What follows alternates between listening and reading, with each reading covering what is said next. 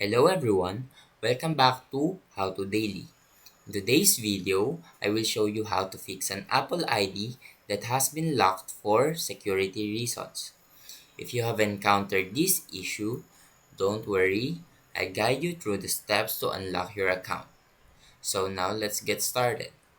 First, open your web browser and go to the Apple I Forgot website at iforgot.apple.com.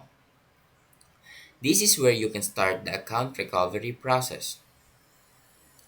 Next, enter your Apple ID email address and follow the prompts to verify your identity.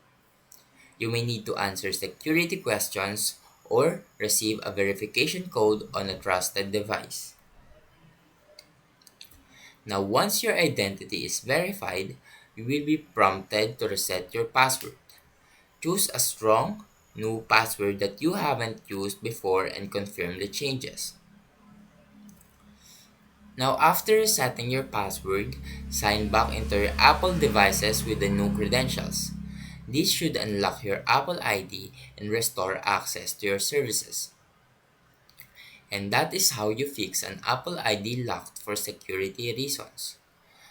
Now, if you found this video helpful, please leave a like and subscribe.